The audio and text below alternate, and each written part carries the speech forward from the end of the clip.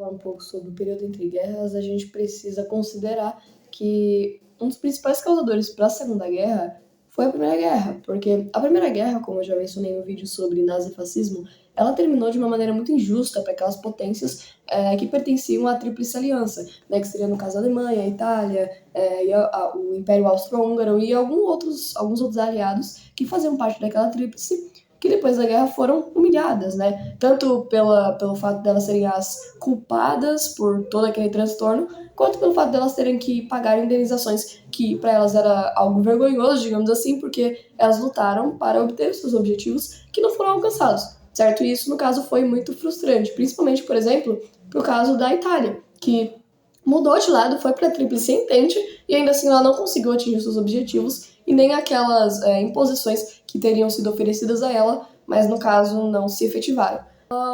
Mas toda essa situação de crise econômica, de problemas quanto esse fim da guerra, desses atritos econômicos, políticos, de influência também, não foi igual para os Estados Unidos. Porque os Estados Unidos ele entrou na Primeira Guerra Mundial sem que a guerra ocorresse diretamente no seu território. Então, teoricamente, depois da guerra, o seu território em si, todos os seus parques produtivos e industriais estavam preservados. E aí se iniciou um período nos Estados Unidos chamado dos Anos Dourados, que teve início na década de 20 e terminou com a crise de 29.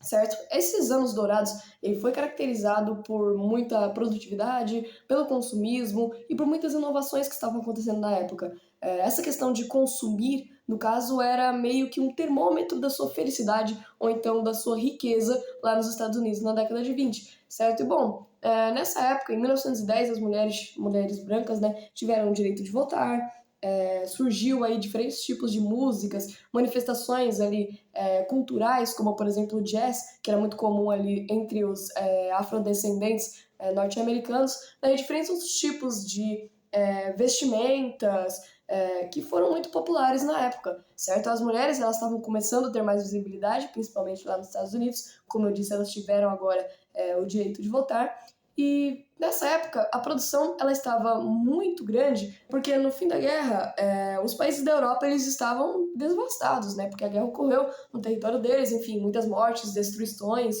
parques industriais inteiros perdidos, produções, enfim, uma bagunça econômica, política, que os Estados Unidos ele, muitas das vezes fez empréstimos a essas nações para poder reerguê-las economicamente. Porém, conforme o tempo foi se passando, os Estados Unidos continuou no mesmo ritmo produtivo, apesar do fato da Europa já estar se reerguendo e já não precisar mais majoritariamente ou integralmente desses empréstimos estadunidenses. Mas como na época o Fordismo, o Taylorismo eram teorias ali de produção em massa para evitar desperdícios, estava em alta, aconteceu que culminou no crash da Bolsa de Valores.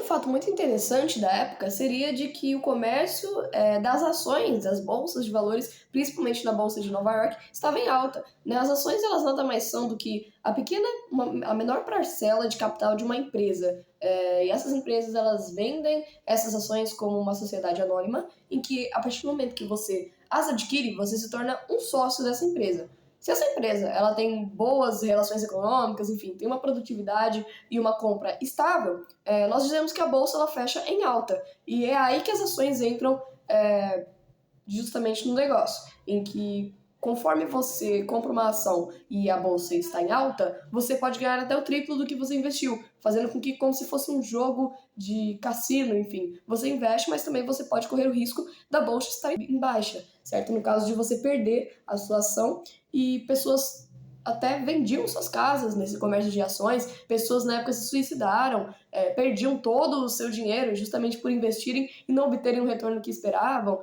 Muitas das vezes acontecia as especulações em que grandes corporações enganavam os pequenos compradores, dizendo que a bolsa estava em alta, mas na verdade era estipulado um valor muito maior do que elas realmente custavam. Enfim, toda essa conjuntura, apesar dos anos felizes e do American Way of Life estar em alta na época, acabou que tudo isso se encontrou. A partir do momento que a Europa estava se reerguendo, os Estados Unidos não paravam seu ritmo produtivo e também que as especulações nas bolsas de valores, principalmente nas de Nova York, estavam acontecendo desenfreadamente, né, fazendo com que chegou um momento, se eu não me engano, em 24 de outubro de 1929, que muitos compradores, muitos acionistas, né, venderam as suas ações com medo de desvalorizarem, com medo de uma nova guerra. Enfim, muitas empresas estavam demitindo seus funcionários com medo de desvalorizar, ao invés de simplesmente reduzir, né, o ritmo produtivo. Na verdade, tudo aquilo culminou em uma crise, que foi o crash da Bolsa de Valores, a Grande Depressão, ou também conhecida como a crise de 29, que alastrou toda a economia mundial, não só a estadunidense. Que, por exemplo, nós podemos ver os efeitos da crise de 29 até mesmo aqui no Brasil, uma vez que na época o comércio ali, a exportação de café no Brasil estava em alta, e um dos seus maiores compradores era os Estados Unidos, que com a crise de 29 cessou as suas importações de café, fazendo com que o Brasil tivesse que queimar cerca de 80 milhões de sacas de café. Pessoas usavam como combustível para seus carros a queima de café, ao invés de simplesmente reduzirem as produções. Outros tipos de medidas, como o convênio de Taubaté, foi também muito comum, o que era um método do governo brasileiro ele continuar com a sua produção exacerbada e, se eu não obtivesse nenhum lucro, o Estado seria encarregado de gastar o dinheiro público para poder evitar uma desvalorização da elite cafeicultora aqui no Brasil na época. Então, ela foi um dos principais fatores para fazer com que os partidos radicais, como o nazismo e o fascismo, se acendessem e tomassem ainda mais força na época. Como é o caso do nazismo, em que Hitler ele se candidatou à presidência em 1932, só que ele obteve apenas 37% ali do Reichstag, do parlamento da época, mas por pressionarem o Hindenburg, que era o presidente da época, ele foi nomeado chanceler. Né? Mas, no caso, isso só aconteceu porque a crise de 29 fez com que o partido acordasse, digamos assim. Porque Hitler ele fez o Putsch de Munique, que era um golpe, em 1923, e ele foi preso. E depois disso, meio que ele perdeu a esperança de tomar o governo. Então ele passou muito tempo com esse partido em inatividade, digamos assim, e só depois da crise de 29, que houve justamente todo aquele desespero da sociedade em ver que a inflação estava acontecendo de novo, todos aqueles problemas econômicos estavam ressurgindo na época, foi com que Hitler tomou a iniciativa de governar a Alemanha e iniciar o Terceiro Reich. Então, toda essa crise, ela não interferiu só nos Estados Unidos, ela também teve reflexos até mesmo no começo da Segunda Guerra Mundial, que é o que nós veremos agora. E uma questão muito interessante sobre todos esses partidos extremistas que surgiram na época, seja de extrema, seja de direita, eles eram muitas das vezes um socorro diante da crise que estava acontecendo na época. Como, por exemplo, o socialismo real, que foi implementado na União Soviética de 1917 a mais ou menos 1991, ele foi instituído a partir do momento que a sociedade ela estava insatisfeita com o czarismo. Então, ela surgiu em meio a uma crise, certo?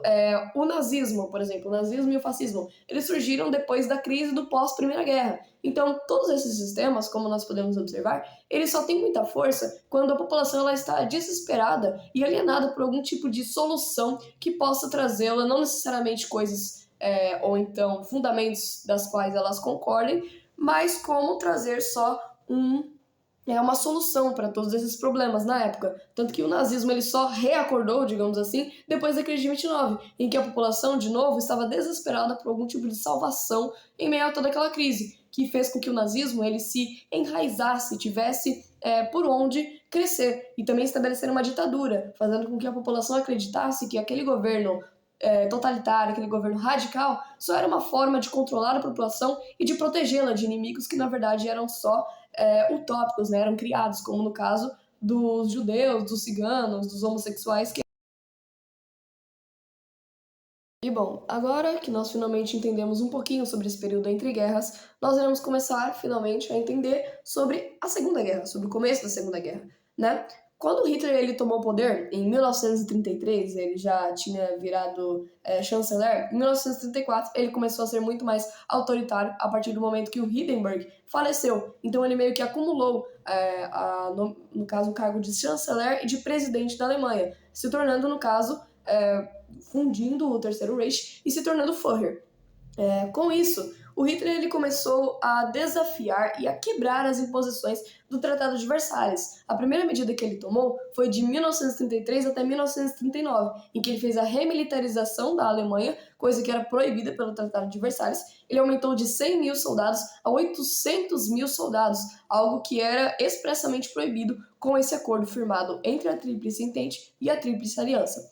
Posteriormente, de 1935 a 1936, no caso agora do Mussolini, ele tomou uma região que atualmente se compreende a Etiópia, que é chamada de Abissínia, que era um lugar no norte da África, em que ele até mesmo esculpiu a sua cabeça para representar o seu domínio naquela região. E isso representou uma das primeiras ofensivas do eixo, que no caso agora com a Segunda Guerra, nós teremos a formação de duas outras alianças. Sem ser a Tríplice Aliança e a Tríplice Entente da Primeira Guerra, eles formaram dois novos grandes grupos de países que iriam lutar pelos seus objetivos na guerra. O que fazia parte a Alemanha, a Itália, o Japão, enfim, algumas outras potências que apoiavam seus ideais, seriam aí o que nós chamamos de eixo, certo? Já aqueles países da Primeira Guerra que eram a Tríplice Entente virariam os aliados, né? Que seria, no caso, as potências capitalistas da época. A Inglaterra, a França, os Estados Unidos. O Brasil entra depois na guerra também de uma maneira mais indireta, sem ser no front também, assim como a primeira, mas ele tem uma breve participação. Essas duas alianças, o eixo, que no caso seria o da Alemanha e da Itália, ele teve um avanço muito grande de 1933 até 1942. Por volta desse tempo, como os alemães, os italianos, eles estavam muito encabeçados com essa ideia de revanche, com essa ideia de se preparar para uma guerra, a juventude hitlerista e diferentes outros tipos de grupos da sociedade que eram organizados por esses ditadores para somente terem como objetivo derrotar esses países na guerra, eles meio que já saíram na frente. Tanto que no caso, a tomada da Abissínia, ela foi uma dessas representações das primeiras tomadas aí territoriais, dos primeiros avanços do eixo pelo Mussolini. Posteriormente, em 1936, o Hitler ele começou a também remilitarizar uma região que faz fronteira com a França, chamada de Renânia. Isso foi muito importante, porque na época, com o Tratado de Versalhes, ela foi proibida de ser militarizada, digamos assim, pelo fato dela estar em proximidade com o oponente da Alemanha, né? No caso que seria dos aliados, que seria a França. Então essa região ela não era mais de governo alemão, porém em 1936 o Hitler rompeu essa imposição e remilitarizou a Renânia. Posteriormente, em 1936 ainda, o Hitler ele fez um importante acordo, né, junto com o Japão, que ele era uma das maiores potências ali da Ásia e ele tinha muita ganância em tomar e dominar o Pacífico, certo? E no caso foi formado o eixo Roma-Berlim-Tóquio, que era uma aliança entre essas três potências que iriam compor o eixo. Depois, em 1938, o Hitler fez algo chamado de Anschluss, que seria, no caso, em alemão, significaria anexação, em que ele tomou a Áustria. A partir de muita propaganda, a partir de muita influência naquela área, muitas pessoas elas apoiavam o governo de Hitler, e por isso, em 1938, ele tomou também a Áustria. No mesmo ano, ele fez uma anexação também dos Sudetos, que era uma região ali na Tchecoslováquia, que antes pertencia a eles durante a Primeira Guerra, pertencia, no caso, ao Império Austro-Húngaro, que fazia parte ali da Tríplice Aliança. Porém, com o tempo e com o Tratado de Versalhes, ela foi tirada das mãos dessas potências que a recuperaram em 1938, rompendo mais ainda algumas imposições do Tratado de Versalhes. Em 1939, o Hitler fez um jogo importantíssimo, porque, no caso, um dos maiores medos do Hitler seria de ser atacado na retaguarda pelos soviéticos. Uma vez que o Hitler era completamente anticomunista, ele não gostaria de ser derrotado pelos próprios comunistas. Portanto, como uma espécie de jogo político e não de uma aliança mesmo entre os dois países, em 1939 o Hitler ele fez um pacto de não agressão nazi-soviético com Stalin, fazendo com que os dois eles tinham o mesmo objetivo de atacar e anexar a Polônia. Porém, como o Hitler não queria se envolver muito com uma guerra com a União Soviética, ele fez esse acordo para eles dividirem a Polônia e fazer com que a União Soviética não o atacasse enquanto ele dominasse outros países ali da Europa, certo? Então, esse foi um acordo muito importante, mas que depois, em 1941, foi rompido. Por fim, em 1940, o Hitler ele invade a Polônia e, a partir de um ultimato que seria dado pelos aliados, ele simplesmente prosseguiu, ignorou esse ultimato de que, se ele avançasse mais ainda, iria começar uma guerra. Ele ignorou isso, invadiu a Polônia e aí, em 1940, começou a guerra. Bom, então, como nós podemos observar, de 1933 até 1941, nós tivemos uma constante ofensiva somente do eixo, que era ali a Alemanha e a Itália, que conseguiram conquistar boa parte ali da Europa, inclusive a partir de um método de guerra, uma estratégia, em que eles chamavam de Blitzkrieg, que eram guerras relâmpago, em que eles só tomavam as nações das quais eles almejavam, quando elas estavam, no caso, despreparadas, para fazer com que a sua ocupação fosse muito mais ágil e efetiva. Com essa estratégia, eles dominaram a Bélgica, o Luxemburgo, a Holanda, eles dominaram depois a Noruega e até mesmo em 1941 eles também dominaram a França, certo? Que no caso ela era parte dos aliados e que foi uma conquista muito importante ali para a Alemanha. E foi a partir daí que os aliados eles tomaram frente e começaram a partir de 1942 a trazerem mais ofensivas a favor deles, certo? E uma coisa muito interessante seria de que em todas essas datas da tomada dos Sudetos, do Ânschluss, da Renânia, da Abissínia, todos esses avanços, essas ofensivas do eixo, elas somente foram permitidas, digamos assim, porque os aliados, que era a Inglaterra e a França e os Estados Unidos, eles acreditavam que não tinha nenhum problema ter um avanço nazi-fascista na Europa, uma vez que eles eram muito mais temorosos ao comunismo. Então eles acreditavam que um avanço e um domínio nazista era muito menos pior, digamos assim, do que uma tomada comunista, certo? Então, por isso que eles foram fazendo o que nós chamamos de política do apaziguamento, em que essas nações elas não viam problema no nazismo por ele ser capitalista e não levaram muito em consideração todos aqueles avanços e as ameaças que eles traziam com o Holocausto, enfim, com a guerra de um modo bem geral, que aconteceria como consequência desse período que houve essas ofensivas do eixo. E bom, prosseguindo para o andamento da guerra, em 1941 aconteceram dois erros grotescos por parte do eixo que favoreceu a ofensiva dessa vez dos aliados, certo? Em 1941 aconteceram dois avanços muito errôneos por parte do eixo, que seria da ruptura do Pacto Nazi-Soviético e também do ataque à base militar naval dos Estados Unidos de Pearl Harbor pelo Japão. Vamos por partes. Primeiramente, essa questão da ruptura do Pacto Nazi-Soviético, ela só foi tomada pelo Hitler a partir do momento que ele achou que as suas consolidações e as suas conquistas na Europa já estavam, digamos que, estáveis. Então, com isso, ele decidiu atacar a União Soviética, que, no caso, ele era contra os comunistas e ele só tinha feito aquele pacto para poder se defender e se proteger durante o seu avanço pela Europa. Então, agora, ele voltou para atacar a União Soviética. Justamente com essa mesma estratégia do Blitzkrieg, que ele atacou quando os soviéticos estavam desprevenidos, digamos assim. E, além disso, aconteceu o ataque a Pearl Harbor, porque o Japão ele tinha muitos interesses imperialistas e ele tinha muito essa vontade de se tornar um grande império, certo? Ele tinha muito essa questão do nacionalismo. Então, com isso, ele concluiu que o único que seria forte o suficiente e capaz de detê-lo em sua missão de conquistar o Pacífico seria, no caso, os Estados Unidos, mas sem nenhuma declaração de guerra. De uma maneira completamente imediata, ele atacou a base de Pearl Harbor em 1941. Inclusive, tem muitos filmes famosos que dizem sobre esse fato. E acabou que isso culminou na entrada dos Estados Unidos na guerra, o que foi algo muito ruim, né, para o eixo, porque os Estados Unidos ele era uma baita de uma potência, né, ele já vinha crescendo, seja na sua indústria, enfim, quanto na sua produção bélica, na sua indústria da guerra, né, há muito tempo, desde a Primeira Guerra Mundial. Então, com a sua entrada, os aliados eles tiveram uma força muito grande, que com a adesão dos Estados Unidos eles também tinham muito mais chances de ganhar.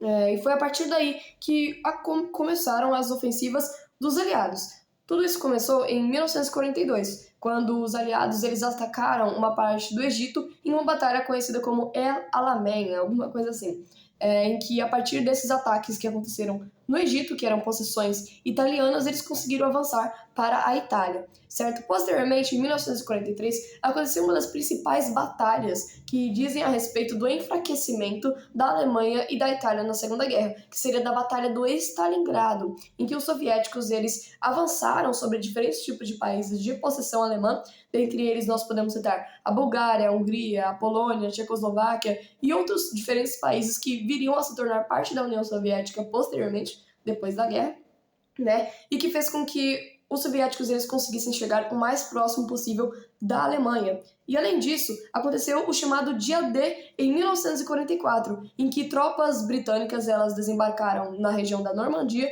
que fica na França, e foi escolhido por muitos historiadores como o marco do enfraquecimento do nazifascismo. Tanto essas duas batalhas do Stalingrado quanto do Dia D, né, quando eles chegaram, os aliados finalmente chegaram à França para libertá-la do governo alemão, eles conseguiram ter muito mais acesso à Alemanha e fazer com que em 1945 o Hitler se suicidasse e o Mussolini fosse morto por vários guerrilheiros. Mas, mesmo com a morte desses dois ditadores, isso não fez com que a guerra terminasse, porque sobrou, digamos assim, o Japão. Então, para aproveitar e para acelerar a guerra, os Estados Unidos justificou os dois ataques de Hiroshima e Nagasaki como uma forma de acelerar o fim da guerra e de também demonstrar um pouco mais do seu poder, visto que uma das principais consequências da Segunda Guerra seria da Guerra Fria, que se estenderia tanto de 1945 até 1991, quando seria o fim declarado ali da União Soviética, ou então da queda do muro de Berlim, certo? Que dividia, no caso, justamente essa parte capitalista da parte socialista ali na Alemanha, certo? Então, uma das principais consequências da Segunda Guerra seria da Guerra Fria, né, que seria justamente essa disputa entre a União Soviética e os Estados Unidos em termos de influência e de hegemonia, e que no final nós veremos que foi o vencedor os Estados Unidos, uma vez que com o fim da União Soviética a ameaça comunista teria se findado. E bom, uma das consequências também da Segunda Guerra foram as 40 milhões de mortes, os 30 milhões de feridos e os 6 milhões de mortos pelo Holocausto, que também uma questão muito importante que eu comentei no último vídeo seria de que o Holocausto ele aconteceu com muito mais força no finalzinho da guerra, né, de 1943 a 45, quando as tropas aliadas estavam encurralando, chegando cada vez mais na Alemanha, na Polônia, e nesses países que tinham uma grande quantidade de campos de concentração, eles iam enviando e transitando esses prisioneiros, digamos assim, com o objetivo de trazerem a solução final, que seria justamente desse extermínio em massa, nesse genocídio que aconteceria. É isso. Nossa, falei sobre a Segunda Guerra em 24 minutos. Caramba.